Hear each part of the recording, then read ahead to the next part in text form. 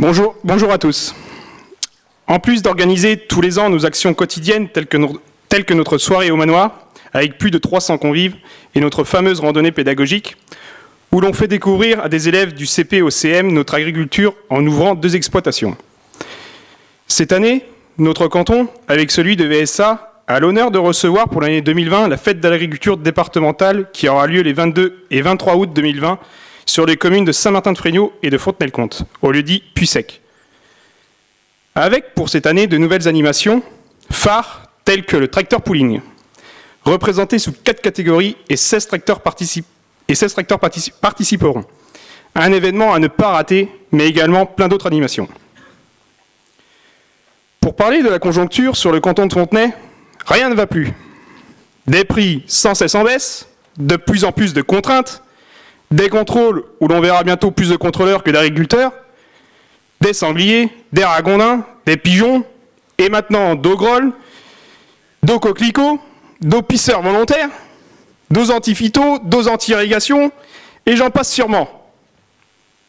Assez.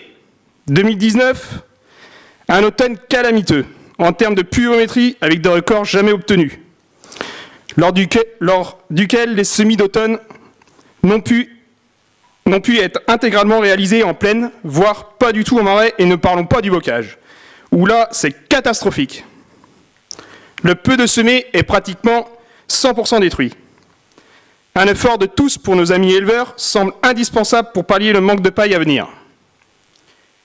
Mais en plus de la météo, de nouvelles contraintes s'ajoutent à notre métier en cette fin d'année 2019, telles que les fameuses ZNT, ces fameuses zones de non-traitement, incompréhensibles, sorties de nulle part.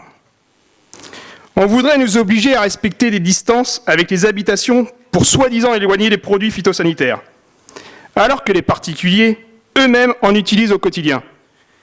Il est hors de question d'avoir de telles distances. Aujourd'hui, ce sont les produits phytosanitaires, mais demain, ce sera quoi ?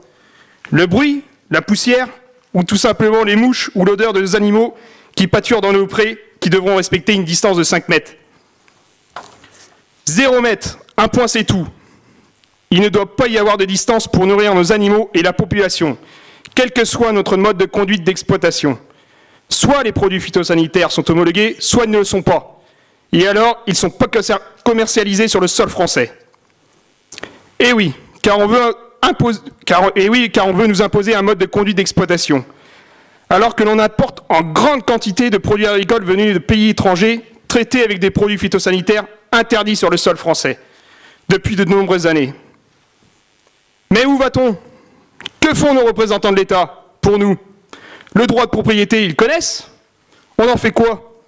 On est en démocratie ou en dictature ? Mais écoutez-nous, bon sang, vous voyez pas que l'agriculture va mal ? En plus de tout cela, une nouvelle espèce de nuisible fait son apparition, une association de sortie de nulle part, composée d'à peine d'une dizaine de personnes, voudrait nous apprendre à gérer l'eau. Alors qu'en Vendée, nous avons réussi à le faire de très belle manière jusqu'à présent. Vu les millions et millions de mètres cubes d'eau qui sont jetés à la mer cette année, ce n'est pas une année d'irrigation perdue, mais bien plusieurs qui sont partis.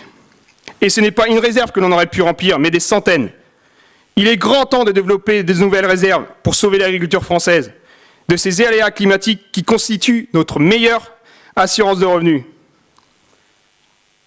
En attendant des jours meilleurs pour l'agriculture et en particulier pour les GA installés à venir, on vous attend donc nombreux le 22 et 23 août 2020 sur notre canton pour la fête d'agriculture. Merci.